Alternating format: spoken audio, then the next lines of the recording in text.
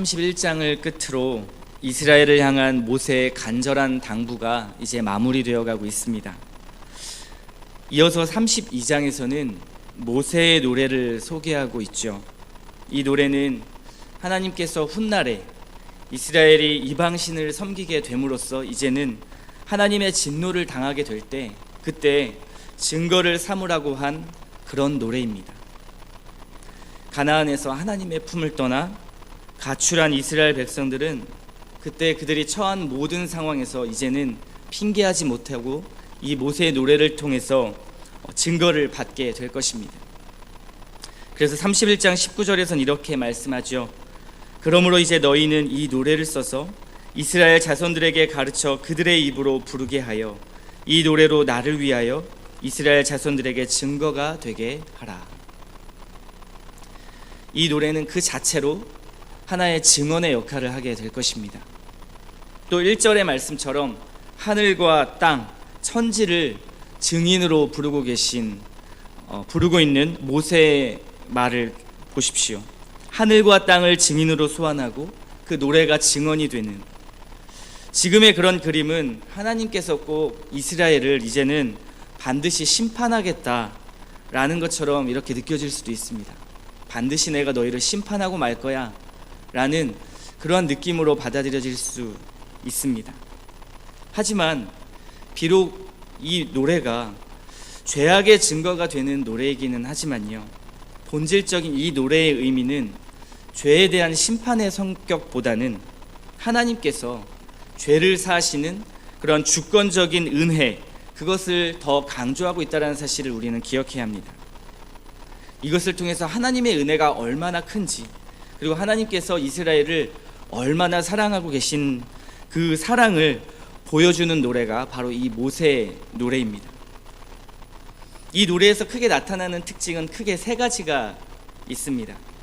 하나님은 어떤 분이며, 또 하나님께서는 그들을 위해 무엇을 하셨으며, 이스라엘은 하나님 앞에 어떠한 존재인가 라는 것들을 이 모세의 노래에 담고 있습니다. 모세는 먼저 하나님의 말씀이 얼마나 중요한지 강조하고 있습니다. 2절의 말씀을 한번 보십시오.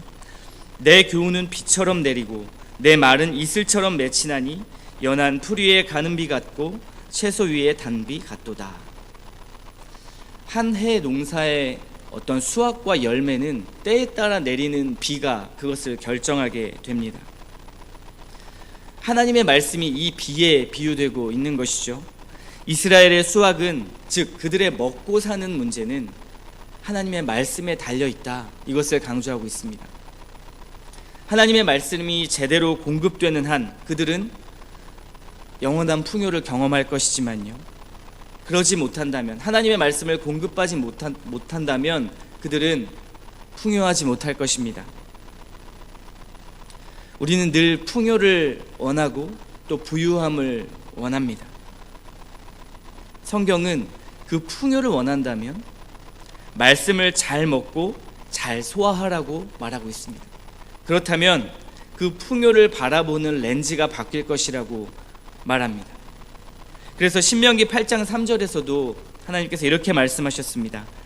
사람이 떡으로만 사는 것이 아니요 여호와의 입에서 나오는 모든 말씀으로 사는 줄을 네가 알게 하려 하심이라. 또 이어서 8장 4절에도 말씀합니다. 이 40년 동안에 내 의복이 헤어지지 아니하였고 내 발이 부르트지 아니하였느니라. 하나님의 말씀을 먹고 살 때, 그때에 우리의 먹고 사는 문제는 하나님께서 해결해 주신다라는 것입니다. 해결해 주시는 정도가 아니라 부유하게 하신다, 풍요롭게 하신다라고 말씀하고 있습니다. 하나님의 말씀을 먹고 사는 것이 이스라엘이 호흡하는 것, 그리고 배부를 수 있는 것, 건강할 수 있는 비결이라고 그렇게 노래하고 있습니다.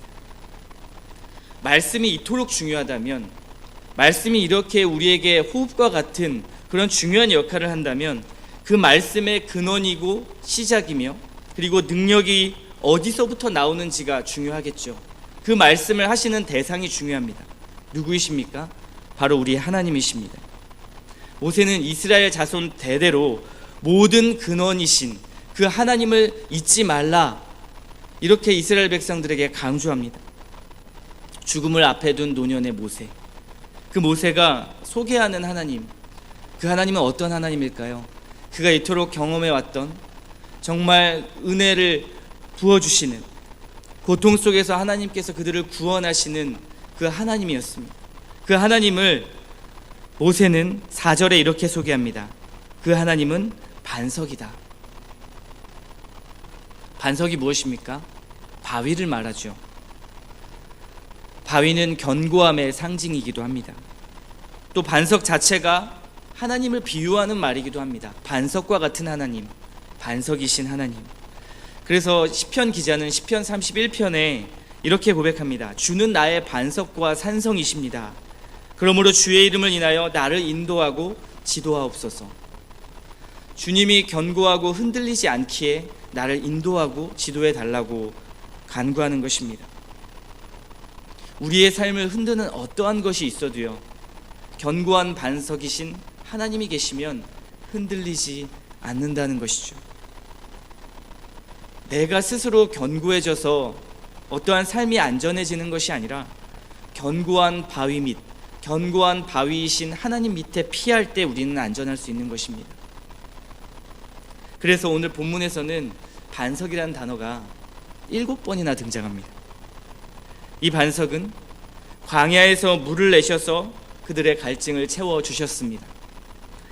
하나님은 생수의 근원이시고 생명의 근원이 되시죠. 바로 이 하나님을 소개하는 것입니다. 모세는 또 이어서 소개합니다. 반석이신 하나님은 그의 모든 일이 완전하고 의로우며 공의로우시고 변하지 않는 신실함과 공의로우심을 가지고 계시고 정직하신 분, 바로 그분이 너희의 하나님이시다. 이렇게 말합니다. 이 하나님은 멀리 있는 신이 아닙니다. 우리에게 어떠한 서먹한 관계의 하나님도 아니고요, 일주일에 잠깐 한번 봐야 하는 그런 관계의 하나님도 아닙니다. 이스라엘 하나님의 백성은 정확한 이 관계의 의미를 알고 있어야만 했습니다. 어떠한 관계입니까? 6절 말씀을 보십시오. 하나님은 당신들의 아버지이시고 당신을 지으신 분이고 세우신 분입니다. 그러므로 도저히 뗄 수 없는 관계이고 생명이 그분으로부터 나온 것을 꼭 기억하십시오. 이렇게 말하는 것이 6절의 말씀입니다. 우리의 아버지이시죠. 우리와 가까이 계신 분이시고 우리를 지으신 분이십니다. 이런 놀라운 성품을 가지신 이 하나님께서는 이스라엘에게 어떠한 일들을 행하셨을까요? 이것이 모세의 노래에서 나타나는 두 번째 특징입니다.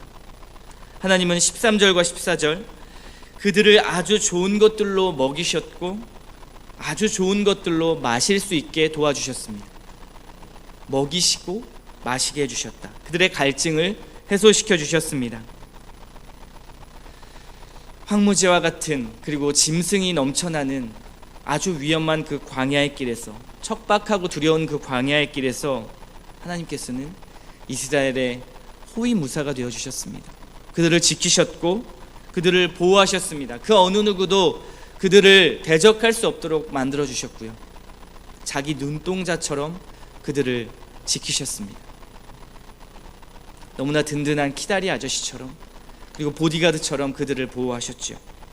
그들의 직접적인 의식주를 책임지셨고요, 외부의 공격과 전쟁에서도 그들을 보호하셨습니다. 그리고 이기게 하시고 승리하게 하셨습니다. 그래서 주변의 국가들, 심지어 대적들도 이스라엘은 하나님이 함께하는 나라구나, 하나님이라는 여호와 신이 함께하는 나라구나 라는 것을 알고 있었습니다. 이 모든 하나님의 행위, 하나님의 열심은 이스라엘에게는 너무나 큰 은혜였고 사랑의 표현이었습니다. 세상에 어느 누가 이렇게 할 수 있겠습니까? 사랑이 있어도요, 능력이 없기 때문에 이렇게 할 수 없고요, 능력이 있어도 값없는 사랑을 엄두도 못 내는 것이 세상의 가치고 세상의 진리입니다. 하나님은 이 모든 것을 뛰어넘으시고요, 이스라엘을 택하시고 돌보아 주셨습니다. 그렇다면 이런 하나님 앞에 이스라엘의 미래, 이스라엘에게는 어떤 미래가 기다리고 있을까요? 모세의 노래에서 세 번째 특징은 이스라엘이 어떠한 존재인지를 보여주고 있습니다.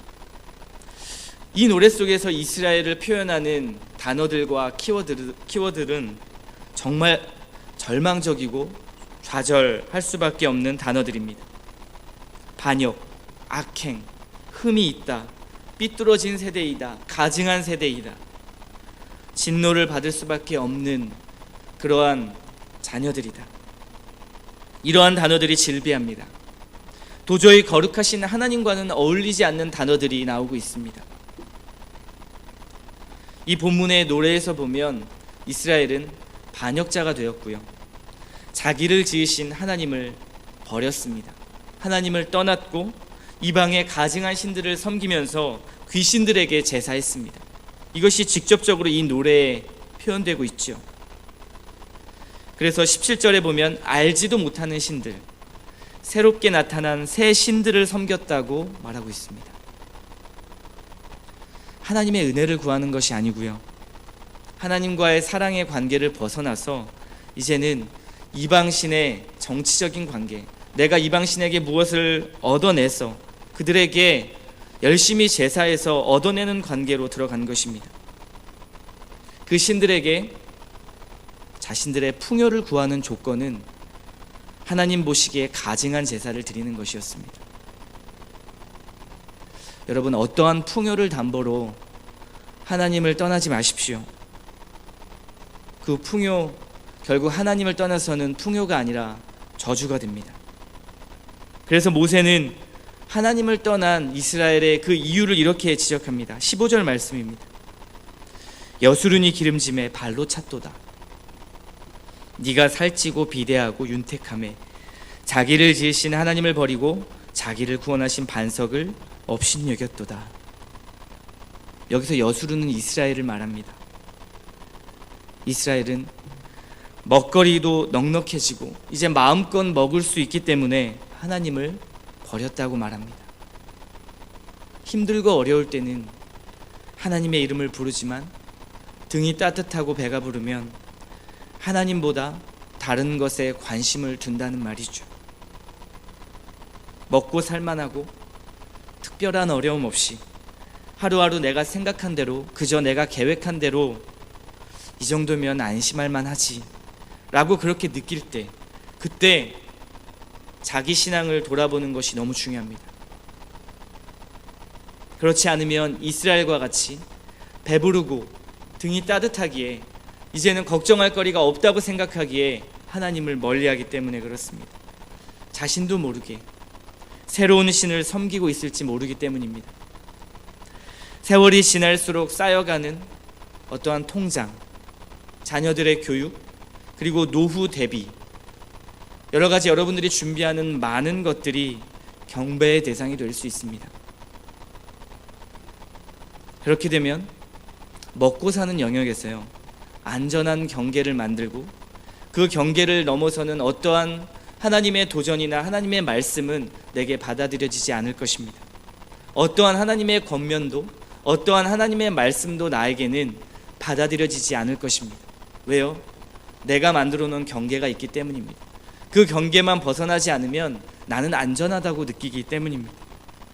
삶이 풍요로워질수록 이 경계는 더 커질 것이고요, 그 위험성은 더욱 커질 것입니다. 풍요로울수록 하나님보다 다른 곳에 눈을 돌리게 될 것이고요, 문제없는 우리의 일상은 하나님을 찾을 이유가 없게 만들 것입니다.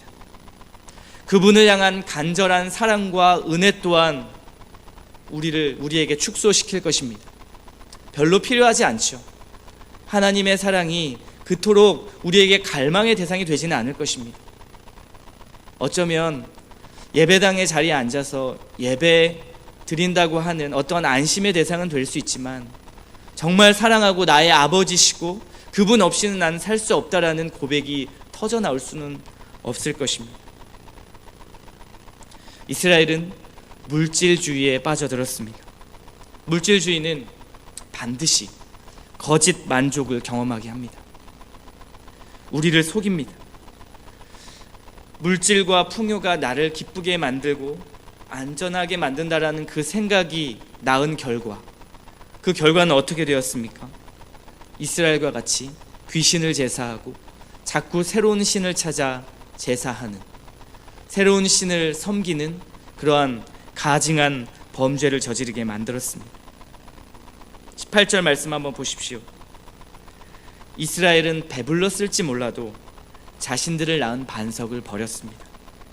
자신을 낳은 하나님을 잊어버리고 말았습니다. 그래서 모세는 한탄하죠. 눈을 감아야 되는데 편히 감지 못하는 것입니다. 이스라엘 백성을 향해 외칩니다. 6절 말씀이죠. 어리석고 지혜 없는 백성들아, 어찌 이같이 보답하느냐. 모세의 이 외침이 저의 전곡을 찔렀습니다. 여러분들, 자식이 내 마음을 몰라줄 때 그때 가슴이 아렸던 것을 경험해 보셨을 겁니다. 저도 부모님께 엄마, 제 인생은 제 거니까 간섭하지 마세요 라고 말했던 그런 어리석은 말들도 기억이 났습니다. 어떤 때는 자녀들을 위해서 맛있는 소고기를 준비하고 음식을 준비해서 정성껏 준비해서 만들어줬는데 그 아이들이 먹기 싫다고 맛없다고 숟가락을 내동댕이 치면서 안 먹어 라고 말할 때, 그렇게 반항할 때가 있습니다. 가슴이 무너지죠. 부모의 마음을 몰라주는 자녀들이 때로는 애석하게 느껴질 때도 있습니다. 이스라엘에게 하나님 아버지의 그 은혜, 너무나 소중하고 귀했던 그 은혜는 그 자녀들의 불순종으로 인해서 이렇게 내동댕이 쳐진, 바닥에 흩어져 버린 더러운 음식처럼 되어버리고 말았다는 사실입니다. 하나님의 은혜가 은혜되지 못하는 것이죠. 하나님의 마음이 어땠을까요? 아마 이대로 이 모세의 노래가 끝났다라면, 그렇다면 이 노래는 심판의 노래가 되었을 것입니다. 그런데 여기서 중요한 것이 하나 있습니다. 그럼에도 불구하고 하나님께서는 자신이 베푸시는 그 은혜를 사람의 죄악된 본성과 행실에 두지 않으셨다는 것입니다. 하나님이 은혜를 내려주시는 그 기준이 우리 인간에게 두시지 않으시고 무엇보다 자신의 긍휼함과 자비로우신 그 성품에 그 기준을 두셨다라는 사실입니다. 이스라엘은 불효막심했지요. 죽어 마땅합니다. 그러나 하나님은, 하나님의 사랑은 모든 것을 덮으셨습니다. 하나님의 은혜는 하나님의 주권과 하나님의 사랑 안에서 오퍼레이팅 되는 것이지 사람에게 달려있지 않다, 그것을 말씀하는 것입니다. 만약 이스라엘이 저지른 그 행동과 죄악들이 하나님의 은혜를 일으키는 기준이 되었다면 그들은 아마도 철저하게 모두 죽임당하고 심판당했을 것이고, 결론적으로는 하나님의 백성은 모두 말살되었을 것입니다. 그리고 이 노래는 처절한 심판의 노래가 되었겠죠. 그러나 모세는 이들에게 권면합니다. 하나님이 누구신지 기억하라. 불효막심한 이스라엘 백성들에게 다시 한번 하나님 앞에 돌아올 것을 권면합니다. 돌아올 수 있는 이유는 하나님의 성품 때문입니다. 그래서 그들에게, 야, 하나님의 성품을 다시 한번 기억해라. 하나님이 너희들에게 무엇을 하셨는지를 좀 생각해라. 다시 한번 그 말씀들을, 너희들에게 주신 그 율법과 그 말씀들을 자녀들에게 가르치면서 너희들도 그 말씀을 다시 기억하고 순종해라. 그리고 그 자녀들이 순종하여 지키게 하라 라는 것입니다. 하나님의 은혜가 너희를 살렸다고 가르치라는 것입니다. 여전히 너희를 지키고 보호할 것이라고 가르치라는 것입니다. 자녀의 진정한 변화는요, 처벌에 있지 않습니다. 모든 것을 품고 따뜻하게 안아주시는 그 부모님의 인내와 사랑을 깊이 아이들이 느낄 때, 그때 아이들의 마음은 변할 수 있죠. 때려서, 윽박질러서 처벌한다고 변화하지 않습니다. 훗날 이스라엘 백성들이 이 노래를 들을 때에, 이 모세가 한 이 노래의 이 핵심 메시지를 깨닫게 될 때 그들은 가슴을 치며 애통할 것입니다. 이 하나님의 사랑의 크기가 자기 목숨을 내어놓을 만큼의 사랑이었다라는 것. 하나님이신 창조주의 명예를 완전히 땅에 떨어뜨리면서 왕의 권위와 자존심을 모든 것을 부인하며 그들을 사랑하려고 하셨다라는 그 하나님의 마음을 느낄 때, 그때 그 백성들의 마음은 찢어지고 아프고 다시 한번 하나님 앞에 집중하고 하나님의 말씀을 지켜야겠다는 그 마음이 샘솟을 것입니다. 우리에게 그 마음이 필요하겠죠.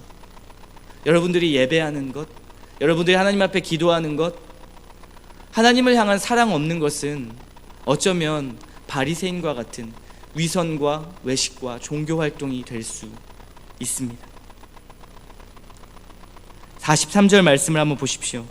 모세가 이스라엘 백성들에게 말하는 것입니다. 자기 땅과 자기 백성을 위하여 속죄하시리로다. 사실 이 노래의 결론부가 강조하는 것은요, 이스라엘의 죄가 아니라 하나님의 은혜입니다. 이 하나님의 은혜가 저와 여러분의 가슴에 깊이 새겨지기를 소원합니다. 이 은혜 없이는 저희의 신앙생활은 어쩌면 무미건조하고 감동 없고 오히려 우리의 생활을 더 옥죄는 그러한 무거운 짐이 될 것입니다.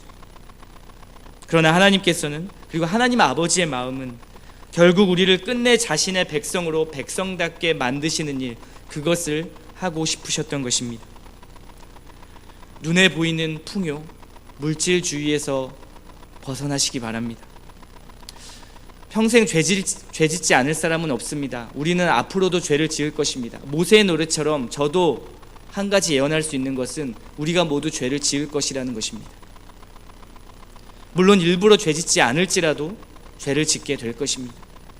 그러나 주님이 내 아버지시고 주님이 그러한 부족한 우리들을 끌어 잡아주셔서 하나님의 백성답게 하나님의 백성의 자리에, 그리고 하나님의 나라의 위치에 우리를 두신다라는 것, 그것이 우리에게 큰 은혜이고 소망입니다. 그러므로 우리가 죄를 미워하게 되는 것이죠. 말씀의 은혜가 채워지지 않으면 이것을 채울 수 없습니다. 오늘 이 아침에 기도하실 때, 주님, 내게 이 은혜를 회복하게 하옵소서. 어떠한 나의 종교적인 열심이 아니라 주님 사랑하는 그 마음, 하나님의 성품, 하나님이 나에게 무엇을 하셨는지 그 은혜를 다시 한번 기억하고 그 사랑을 회복하는 시간 되게 하옵소서라고 기도하는 이 아침 시간 되시기를 축복합니다.